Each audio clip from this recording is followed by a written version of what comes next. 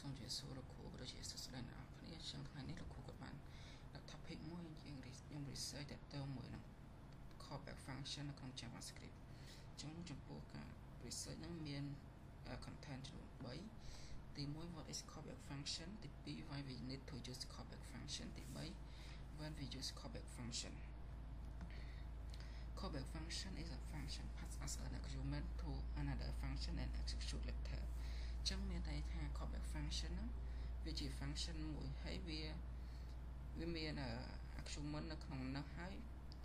ទៅវាត្រូវការ argument មួយទៅក្នុង function មួយទៀតហើយវានឹង execute នៅពេលក្រោយឥឡូវយើងចូលមកដល់មកមើល example ទៅតាមនឹង callback function មក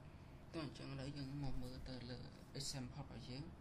ចំពោះ example នេះទី1 David ជា David នេះកន្លែងនេះគឺជា function មួយដើម្បីយើងទៅដល់ឥឡូវអញ្ចឹងមកយើងមើលពីក្រោមតែសិនយើងទៅសេនេះជា main function ផង example យើងទាំងមកអញ្ចឹង David ដល់ពេលហើយកន្លែងនេះជា condition របស់គាត់បើមិនសិនជាគាត់ task finish គាត់នឹង call ទៅតុលាតមកទៀតនេះមកដល់កន្លែងទី2កន្លែងទី2នេះជា function ដែលយកមកពីកន្លែងក្រោមនេះដែលជាយើងប្រកាសនៅក្រោម function main function អញ្ចឹងយើងមកប្រកាសកន្លែង function ទៀតដល់ពេលកន្លែងនេះ is task finish នេះជា parameter របស់ function David do task អញ្ចឹងនេះជា parameter ទី1 parameter ទី2អញ្ចឹងដល់ពេលហើយមកដល់កន្លែងនេះយើងមាន console យើងប្រើ do research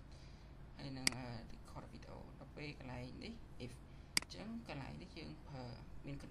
condition ឲ្យទៅកាន់ចា condition នេះ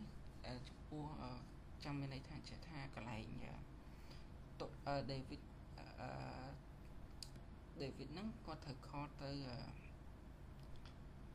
តុលាតែបើសិនជាគាត់បើសិនបើ task គាត់ finish គាត់នឹង call ទៅតុលាតែបើសិនបើជាគាត់អត់ទាន់ finish ទេអញ្ចឹងគាត់បាន call ទៅចេញទៅជា call not go គាត់ខានក៏គាត់អាចពេកបានទេហើយពេលកន្លែងនេះយើងប្រកាសមកទៀតប្រកាសកន្លែង is task finish យើងដាក់ true យើងប្រើជាប្រភេទជា boolean អញ្ចឹងវាមាន true និង false អញ្ចឹងយើងឲ្យវា true បើសិនជា task part David នេះគាត់ធ្វើឲ្យ finish អញ្ចឹងវាទៅជា true ពេលយើងចូលមកដល់កន្លែងចុងក្រោយតទៅមួយនឹង callback function មកអញ្ចឹងកន្លែងនេះ function យើងហៅដាក់ function call ទៅ to តុលាយើងដាក់ console និង m តានបើសិនបើ task គាត់finish អញ្ចឹងគាត់អាចនឹងទៅបាន hang out បានអញ្ចឹងឥឡូវយើងទៅមើល result ទាំងអស់គ្នាចូល inspect ហើយចូលកន្លែង console អញ្ចឹង console ចេញមកអញ្ចេះនៅកន្លែងចេញមកទី1 do research ទី2 record video ទី3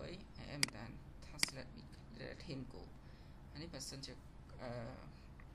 បើសិនបើតុលាគាត់អាច call ទៅ David បានហើយ David គាត់ទៅនេះចឹងឥឡូវយើងតទៀតចំពោះសំណួរទី2 content ទី2ចង់សួរថា why we need to use callback function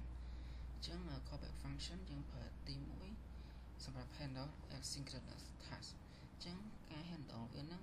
ជាធម្មតាកូដយើងវាដំណើរការពីលើចូលទៅក្រោមតែបើ asynchronous ហ្នឹងវាឲ្យគេដំណើរការហើយមិនវាដំណើរការក្រោយទៀតដល់ពេលទី2 respond to event ទី3 keep app responsive ចឹងឥឡូវយើងចូលទៅមើល example តទៅជាមួយនឹងសំណួរហ្នឹងទាំងអស់គ្នាឥឡូវយើងមើលទៅកាន់ example នេះដូចដែលទី1គឺថាវា handle នៅ asynchronous ចឹងដូចកន្លែង example ទី2នេះវាធម្មតាយើងត្រូវការយើង console មាន 1 មាន 2 មាន timing ហើយមាននឹង last ចឹងបើធម្មតាវាត្រូវ last នេះវាត្រូវ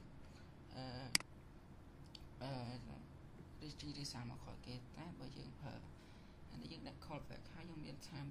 time out ចឹងទៅពេលទៅវាកន្លែងasynchronous ហ្នឹងវានឹងនៅដំណើរការក្រោយគេជាមួយយើងទៅមើល result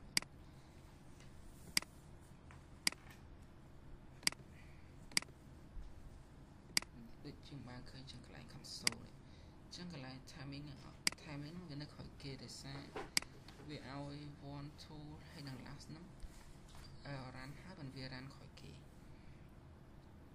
ចឹងឥឡូវយើងមកមើលនៅចំណុចបន្តទៀតទី3 when do we use callback function ចឹង we use callback function whenever something happen later or after another task finish ចឹងមានន័យថាយើងប្រើ function ហ្នឹងនៅពេលណាដែលវាកើតឡើងហើយឬក៏បន្ទាប់ពីកើតឡើងហើយនៅពេលដែល task យើងហ្នឹងវា finish យើងប្រើដូចជានៅកន្លែងប៊ូតុង click set time out for each map ហើយនឹង API request ហើយនេះតាក់ទងមួយនឹង syntax ផងនៅពេលដែលយើងប្រើ callback function ឥឡូវយើងទៅមើលឧទាហរណ៍តាក់ទងមួយនឹងសំណួរទី3ទាំងអស់គ្នាបាទឥឡូវយើងចូលដល់ឧទាហរណ៍មួយទៀតតាក់ទងមួយនឹង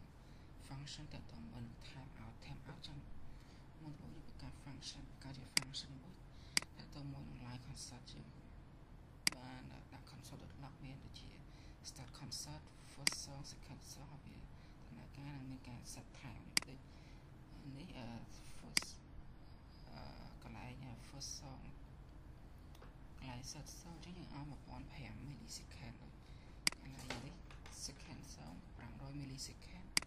ហើយនឹង first song ដូចជាឲ្យ1000 millisecond ចឹងពេលយើង run មកវានឹងចេញតាមហ្នឹង inspect your console នេះវានឹងចេញមកតាម refresh ចេញមក first